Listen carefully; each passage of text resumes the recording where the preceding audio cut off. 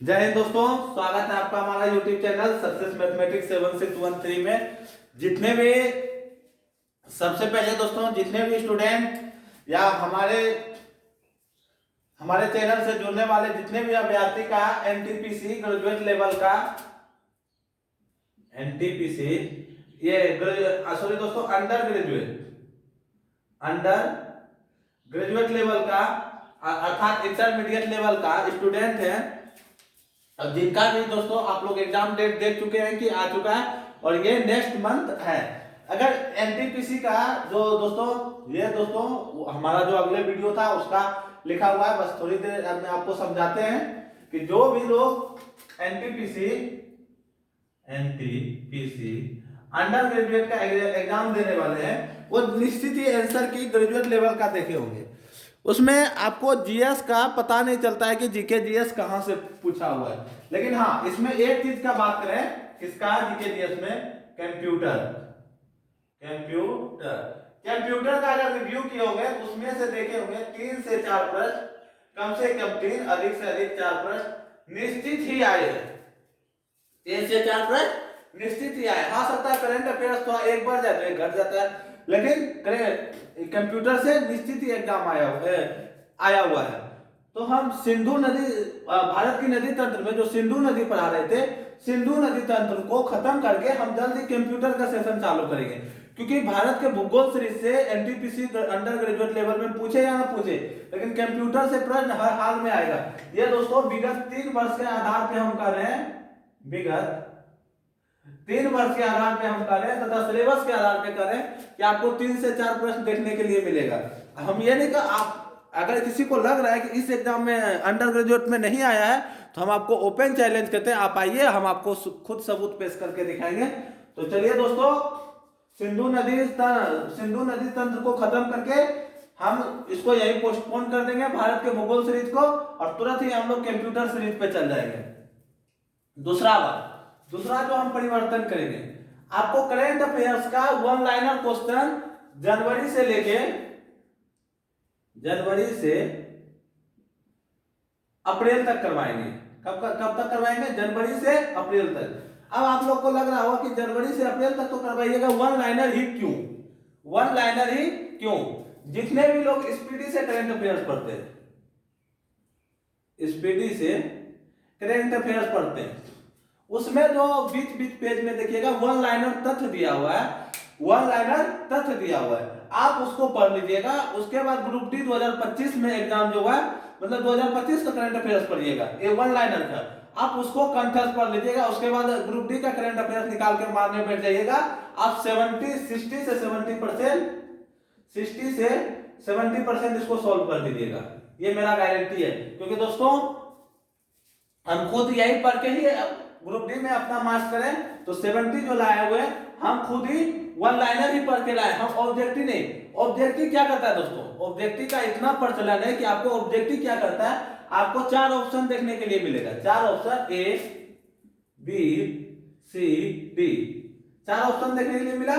अगर आप प्रश्न देखें, मान के चलिए कि आपसे पूछा जाए कि सिंधु नदी का उद्गम कहां से हुआ है, ऑप्शन कुछ नहीं दिया हो और आपको सोचने का जब जरूरत पड़ जाए तो आपको क्या होगा, माइंड पे प्रेशर पड़ेगा। जब माइंड पे दबाव पड़ता है तब हमारा माइंड डेवलप होता है। ये दोस्तों जब आप ये विज्ञान पढ़िएगा, ग्राफ नली में देखिएगा संकुचनशील क्रमशील, जब संकुचन होता है तो क्रम कुंचन होता है, संकुचन और क्रम कुंचन, तो ऊपर नीचे आते जाते रहता है। आहार नली में जब प्रैक्टिकल करके हम दिखाएंगे आपको, क्योंकि दोस्तों या जिनको नहीं लगता है संकुचन क्रम कुंचन क्या होता है, आपके घर के अगरबत्ती में अगरबत्ती का जो पन्नी होता है पैकेट जो जिसमें अगरबत्ती पैक रहता है प्लास्टिक का, उसमें पानी डालिएगा, उसको एक बार दाबिएगा तो पानी ऊपर चल जाता है फिर नीचे चल जाता है। हमारा भी माइंड जैसे जैसे पढ़ते उतना डेवलप होते जाता है, विकास होते जाता है, फैलते जाता है, इस तरह माइंड फैलते हुए जाता है। तो हम लोग इसलिए जितना आप ऑब्जेक्टिव देखिएगा, शॉर्ट कोट देखिएगा, आपका माइंड छोटा होते जाएगा और जितना आप प्रेशर देते जाएगा आपका माइंड आगे चलते जाएगा। इसीलिए तो कहा जाता है दोस्तों, जिसको जितना दिमाग है वो उतना डेवलप करता है। तो खैर चलिए, ये अभी हमारा विषय नहीं था, बस आप लोग को बता दिए और लास्ट में हम बताएंगे कंप्यूटर के कुछ बारे में। आज चलिए दोस्तों, हम लोग पढ़ चुके थे कि ये सिंधु नदी दमचौक के पास से, कहां से, दमचौक के पास से भारत में प्रवेश करती है। यहां तक हम पढ़ लिए थे। और दमचौक में पढ़ते ही आप लोग के पास दोस्तों मैप होगा, हमारे पास मेरा खुद का नोट्स है जो कि आप लोग को जल्दी प्रोवाइड किया जाएगा। बस ये सिस्टम में सही हो जाए दोस्तों कि हमें प्रोवाइड कैसे करना, बस ये हमको पता चल जाए, हम आप लोग को प्रोवाइड नोट्स कर देंगे और बहुत जल्दी प्रोवाइड करेंगे। फिलहाल सिंधु नदी तंत्र में हम लोग दमचौक तक पहुंच चुके थे। सिंधु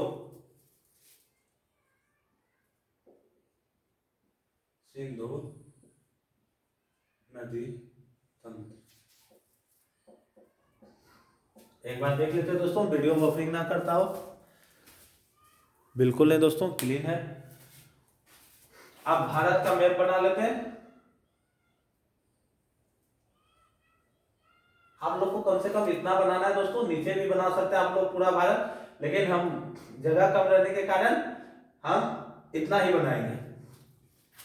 यहाँ बोखर जो ग्लेशियर से सिंधु नदी निकली और यहाँ दमचौक के पास से भारत में प्रवेश, थोड़ा और नीचे कर देते ताकि आप लोग को दिखे स्पष्ट। दमचौक के पास से भारत में प्रवेश कर गई और यहाँ करते ही सबसे पहले कौन सा नदी आई थी, श्योक नदी। कौन सा नदी, ये कौन सा नदी है, श्योक नदी। श्योक नदी, अब लिखिए श्योक नदी के बारे में। सबसे पहले कौन सा नदी आई, यहां कौन था, दमचौक, ये हम बता चुके हैं आपको दमचौक के बारे में।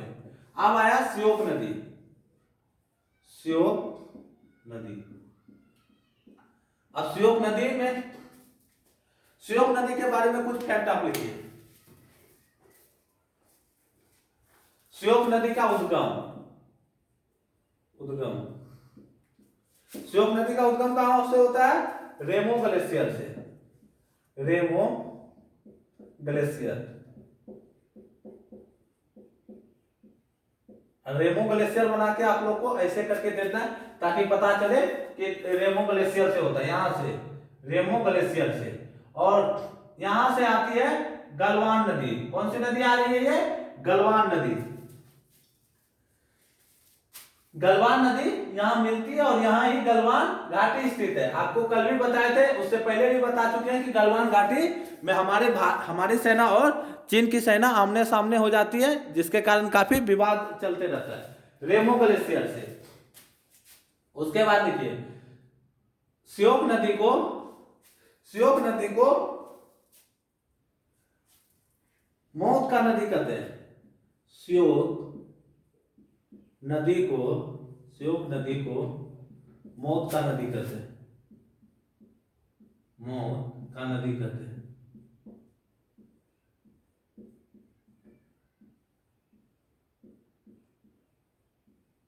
अब इसको मौत का नदी क्यों कहते हैं, इसके बारे में भी कुछ तथ्य आपको समझाते हैं। श्योक नदी को मौत का नदी इसलिए कहते हैं कि आप जानते हैं कि यहाँ यह हिमालय का भाग है। यह किसका भाग है, हिमालय का, पांच हिमालय का, वृद्ध हिमालय का, ये सब, अर्थात ये पंजाब के जितने भी क्षेत्र में है तो ये सब हिमालय का भाग है, अर्थात पहाड़ों का भाग है। जब श्योक नदी ऊपर से आती है तो आपको महसूस होगा कि ये नदियां सीढ़ी पर से आ रही है। किससे आ रही है, सीढ़ी पर से। और जब आपको ऐसा लगे, अगर आप नदी में गए, जो कि काफी जाना खतरनाक हो सकता है, आपको कभी जाना नहीं है श्योक नदी के पास दोस्तों, श्योक नदी के लगेगा कि पानी यहाँ तो सीढ़ी है, इस तरह का सीढ़ी बना हुआ है, इस तरह का सीढ़ी बना हुआ है, जो कि काफी खतरनाक है। इस तरह का वास्तविक में यह सीढ़ी नहीं है। आप इसको जाके जैसे ही देखिएगा, अब पूरा पानी के गड्ढे में चल जाएगा, क्योंकि दोस्तों यहाँ ना तो नदी है, सॉरी, ना तो पहाड़ है, ना तो सीढ़ी है, अर्थात ये गड्ढे का, लेकिन आपको आभास होगा कि ये सीढ़ी है। सीढ़ी के कारण आप उतर जाइएगा और पानी में जाने से आपकी मौत हो सकती है, इसलिए इसे मौत का नदी कहा जाता है। किसका कहा जाता है, मौत का नदी। और आगे जाके यह सिंधु में मिल जाती है। एक पॉइंट और जोड़ सकते हैं इसमें, गलवान इसी की सहायक नदी है। गलवान नदी इसी की सहायक नदी, गलवान नदी इसी की सहायक नदी है, सहायक नदी है। अगला फैक्ट, आगे जाके सिंधु में मिल जाती है। सिंधु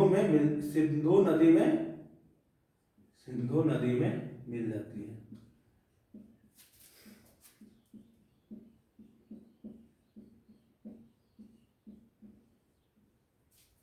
चलिए दोस्तों, आप लोग को 4 फैक्ट लिखना है। उद्गम रेमो ग्लेशियर से। श्योक नदी को मौत का नदी कहते हैं। क्यों कहते हैं? क्योंकि इसका पानी लगेगा आपको सीढ़ी पर से आ रहा है, जो कि काफी खतरनाक है।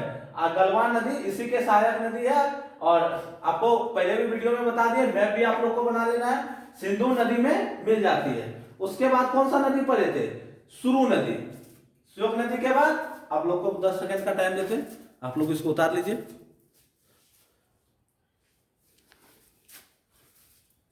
क्योंकि दोस्तों टाइम को हम कम करके आपका भूगोल सीरीज खत्म नहीं करना चाहते कि टाइम करके हम कम करके और जल्दी से भूगोल सीरीज खत्म कर दे, इसलिए इसको थोड़ा रोकना ही पड़ेगा। क्योंकि दोस्तों आपके जॉब की बात है, कंप्यूटर से प्रश्न अधिकांश स्टूडेंट गलत करते हैं और आपको इसी में मौका है कि आप अपना रिजल्ट रंग सकते हैं आप फाइनल रिजल्ट में। इसलिए आप लोग को परेशान होने की कोई बात नहीं।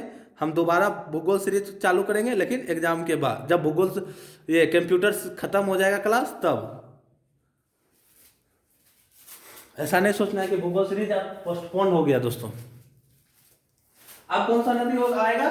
सुरु नदी।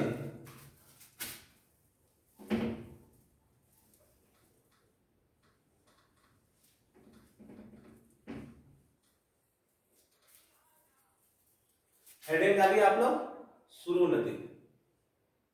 सुरु नदी। सुरु नदी पे कुछ प्रोजेक्ट है, हम उसके बारे में भी पढ़ेंगे। यहां से नदी आगे बढ़ती है और फिर आके जब बीच में सुरु नदी मिलती है। कौन सी नदी? ये सुरु नदी है। आप लोग लिख लीजिएगा दोस्तों, सुरु नदी, क्योंकि हमारे पास वहां जगह कम है। सुरु नदी, इस पे 2 प्रोजेक्ट है, 2 परियोजना या प्रोजेक्ट है। कौन सा परियोजना? सुरु नदी पे 2 परियोजना है। पहला तो है चुटक परियोजना, चुटक परियोजना। दूसरा बात करें निमामो बाजगो परियोजना।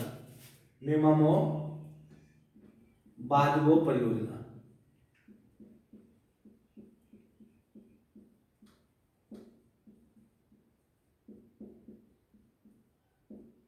आप लोग को सिंधु लिख देना है। सुरु नदी सिंधु नदी में मिल गई और इस पर 2 परियोजना है। कुछ ऐसा इसमें है नहीं दोस्तों। आगे चल के जब ये सिंधु नदी अब आगे बढ़ाते चलिए, आगे चल के ये लद्दाख श्रेणी को काट देती है और लद्दाख श्रेणी को काट के इसमें आ जाती है। इधर हो गया जास्कर श्रेणी और लद्दाख और जास्कर के बीच में बहने लगती है। फिर नोट देके आप लिख लीजिए, नोट देके ब्रैकेट दे दीजिएगा। सिंधु नदी आगे चल के सिंधु नदी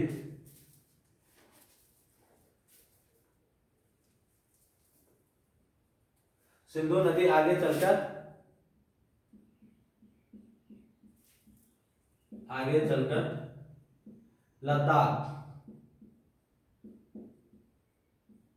लद्दाख श्रेणी को काट देती है।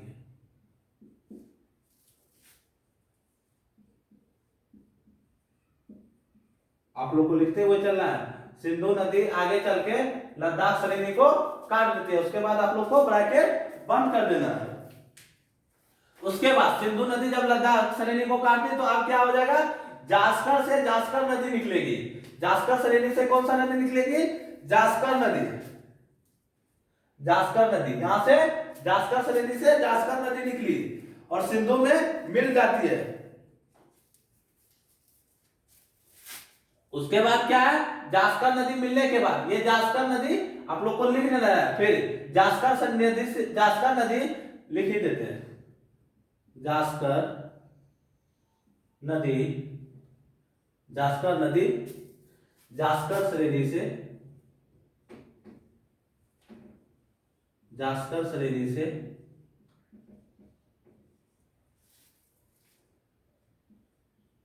निकलकर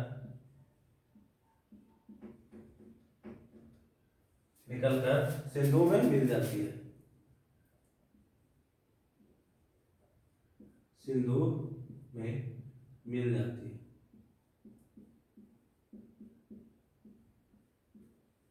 चलिए दोस्तों, यहां तक आप लोग नोट्स कीजिए, उसके बाद हम फिर आगे लिखते हैं।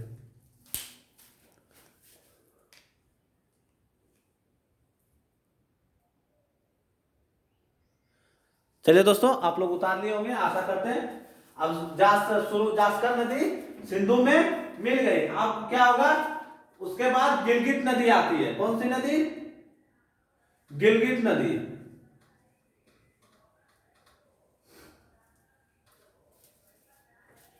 यहां से पीओके से गिलगित नदी आती है। कौन सी नदी? गिलगित नदी। कहीं गिलगित कहीं गिलगित लिखा रहता है दोस्तों, गिलगित नदी।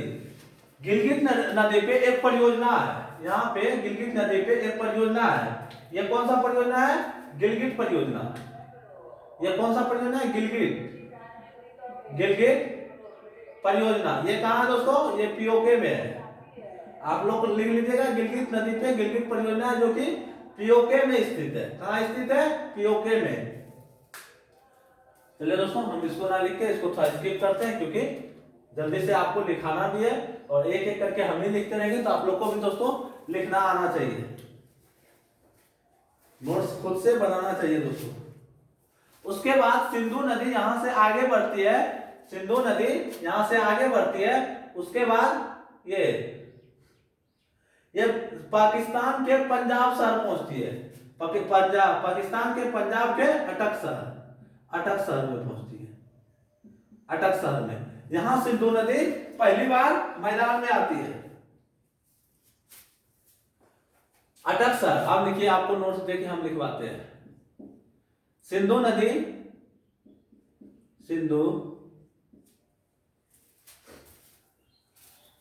एक बार देख लेते हैं दोस्तों, सेटअप बिल्कुल सही है।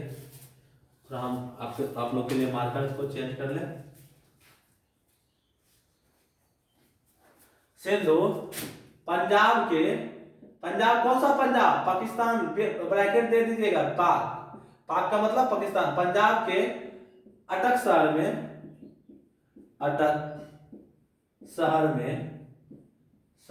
में पहली बार मैदान में आती है।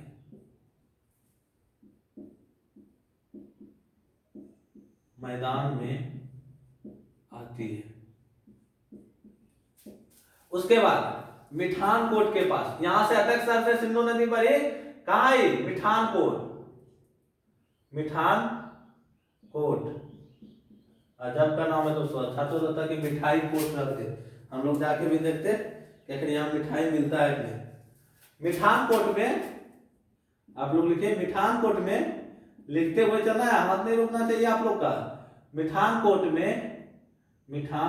में पंचनद नदियां,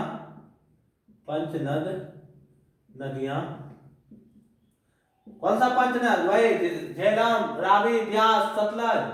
झेलम, रावी, ब्यास, सतलज और चिनाब। क्रम उल्टा हो गया, लेकिन पंच नदियां यही हुआ दोस्तों। मिठानकोट में पंचनद नदियां आकर मिलती है।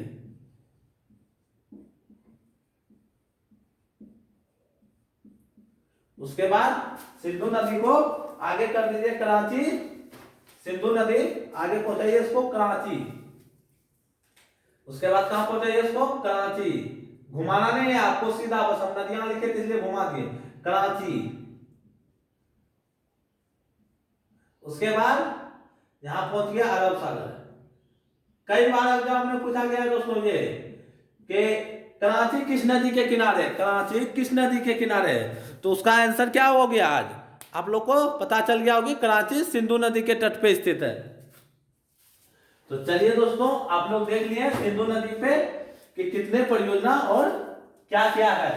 अब जो है सिंधु नदी तंत्र में हम लिखा भी दिए थे, सिंधु नदी तंत्र में 5 नदी इधर पंचनद और प्लस एक सिंधु नदी। तो सिंधु नदी तंत्र में सिंधु नदी तो पढ़ रही है। अब हम लोग का क्या आएगा? झेलम, चिनाब, रावी, ब्यास, सतलज। तो आप चलिए, आप हेडिंग डालिए चिनाब नदी।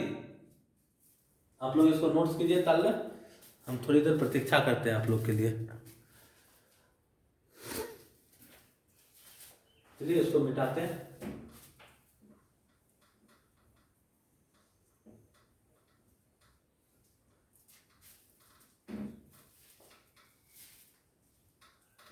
अगर आप लोग लोग के लिए बात करते हैं दोस्तों, अगर अंडर ग्रेजुएट में मैथ और साइंस के बाद अगर आप जीएस से नंबर उठाना चाहते हैं तो कंप्यूटर पे आप अपनी कमान को और मजबूत कीजिए। इधर छोड़ के करंट भी आप छोड़ सकते हैं, लेकिन आप कंप्यूटर को नहीं छोड़ सकते हैं। अब आया झेलम नदी।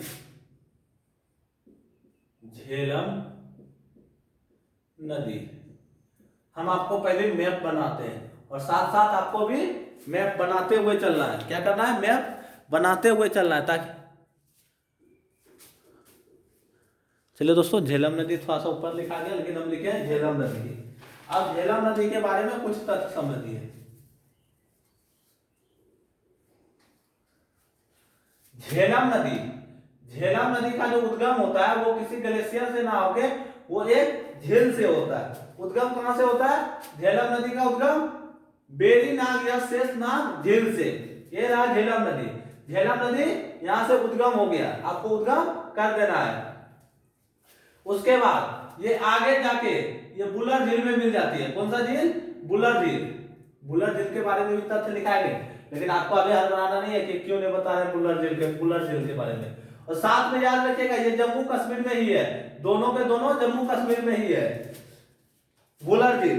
बुलर झील के बाद ये आगे बढ़ती है और यहाँ पे एक परियोजना है, उस परियोजना का नाम है उड़ी परियोजना। उड़ी परियोजना, उड़ी परियोजना। उड़ी परियोजना के बाद नदी आगे बढ़ती है, आगे जाके किशन गंगा इसकी सहायक नदी बनती है।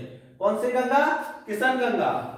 ये एग्जाम में दोस्तों पूछा गया कि किशन गंगा किसकी सहायक नदी है, और अधिकांश लोग मान के चलाए गंगा की, क्योंकि उनको तो लगा कि गंगा है तो गंगा से गंगा।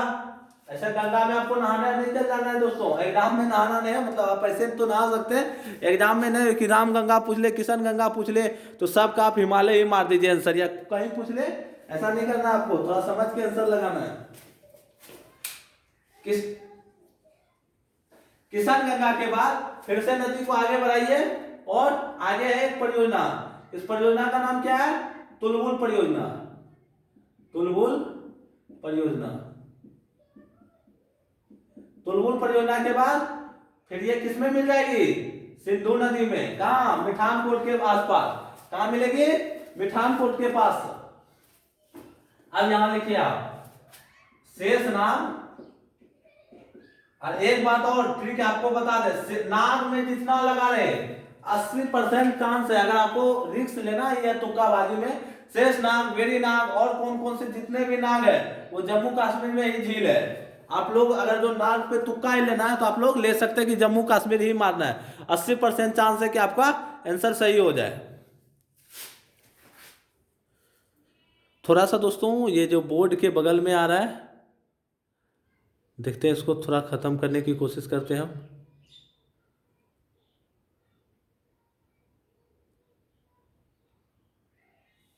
चलिए दोस्तों थोड़ी सी हम कम कर दिए ताकि आप लोग को ये लाइटिंग ना दिखे। ये लाइटिंग दोस्तों सूर्यदेव का लाइटिंग है। शेषनाग या वेरीनाग, वेरीनाग झील से ये उद्गम हुआ। बीच में कौन सा आया? वुलर झील। कौन सा झील? वुलर झील। वुलर झील।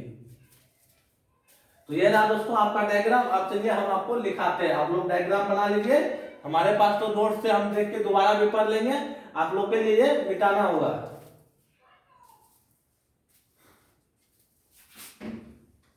और झेलम नदी हेडिंग में दोस्तों, अगर मिट भी दिया होगा तो कोई बात नहीं है, बस आपको लिखना है झेलम नदी। झेलम नदी के विशेषता के बारे में आपको पढ़ते चलना है।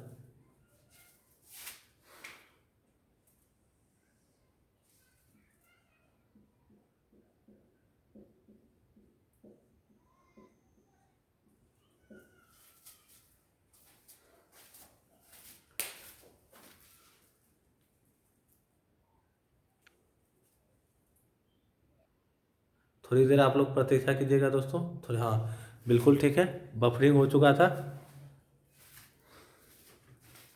झेलम, इसका उद्गम कहाँ है? उद्गम, उद्गम अभी कहां बताया था आपको? शेषनाग या वेरीनाग झील। शेषनाग, दोनों एक ही का नाम है दोस्तों, या वेरीनाग झील, वेरीनाग झील। उसके बाद उद्गम हो गया। उसके बाद जैसे ये ऋग्वेद में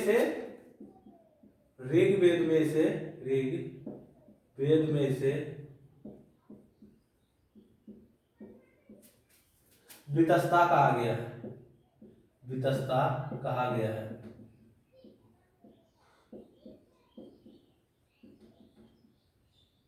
दोस्तों अगर ये आपको याद नहीं रहता हो कि ऋग्वेद में इसको क्या कहा गया नहीं कहा गया, तो आप ये मत पढ़िए कि झेलम को ऋग्वेद में क्या कहा गया है, आप यही पढ़िए कि झेलम वितस्ता, झेलम वितस्ता, क्योंकि साथ में ही झेलम के साथ ही वितस्ता को पढ़ लीजिए, एक ही सांस में, अलग अलग सांस मत कीजिए।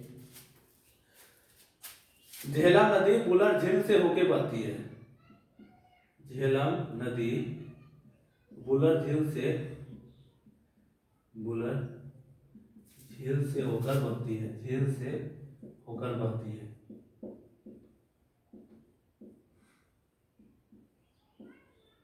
ऊपर मैप बनाना है दोस्तों, नीचे आप लोग को तथ्य लिखना है। बुलर झील या मीठे पानी की झील है, आप बुलर झील के बारे में लिखिए, यह मीठे पानी की झील है, यह मीठे पानी की झील है, मीठे पानी की झील है, मीठे पानी की झील है। उसके बाद आगे बढ़िए, झेलम नदी के बाद इस पर कितना परियोजना लिखवाए थे, 2 परियोजना, कौन कौन, उड़ी परियोजना, कौन कौन सा परियोजना इस पे लिखवाए थे, पहला उड़ी और दूसरा तुलबुल परियोजना। कौन सा परियोजना, तुलबुल,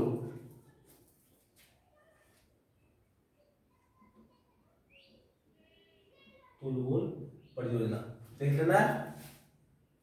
उसके बाद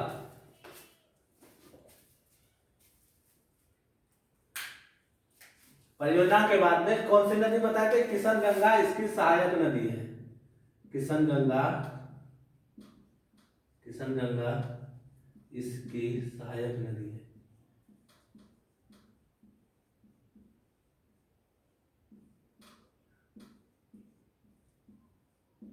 उसके बाद झेलम नदी, आप देखिएगा ये पाकिस्तान और भारत की सीमा है। झेलम नदी इस सीमा से सटके वो जम्मू कश्मीर से साथ साथ भारत और पाकिस्तान के सीमा के साथ साथ बहती है। इसलिए पूछा भी गया है दोस्तों कई बार एग्जाम में, वह सिंधु नदी तंत्र का वह कौन सा नदी है जो भारत और पाकिस्तान के सीमा के साथ साथ बहती है, तो क्या होगा इसका, झेलम नदी।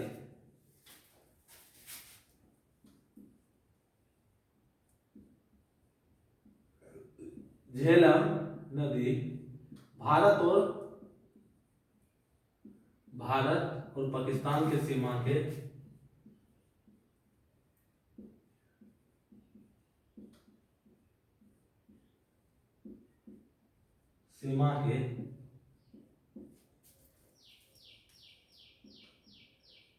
साथ साथ बहती है।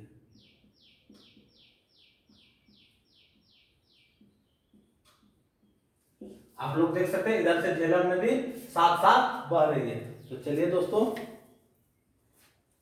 आप लोग इतना नोट्स कीजिए, उसके बाद चलते हैं हम लोग चिनाब नदी में। सीमा के साथ बहती है, आप लोग जो कट गया दोस्तों, झेलम नदी भारत और पाकिस्तान के सीमा के साथ बहती है। तो चलिए दोस्तों आपको यहाँ पे लगभग झेलम नदी और बात करें इसका सिंधु नदी का, तो ये एक वीडियो और इसका बनाते हैं दोस्तों, क्योंकि अभी 4 नदी और रह गया, चिनाब, रावी, ब्यास, सतलज। तो अगले 4 वीडियो में दोस्तों आपको ये चारों नदी को कवर कर दिया जाएगा। तो चलिए दोस्तों तब तक रखिए अपना ख्याल। जय हिंद, जय भारत, वंदे मातरम। और दोस्तों थोड़ा सा जो उधर लाइटिंग कट रहा है, आप लोग को वीडियो में कोई डिस्टर्ब नहीं हो रहा, बस थोड़ी सी लाइटिंग के कारण उस तरह हो रहा है। तो चलिए दोस्तों अगले वीडियो दोस्तों आपको बिल्कुल क्वालिटी में मिलेगा। तब तक रखिए अपना ख्याल। जय हिंद, जय भारत, वंदे मातरम।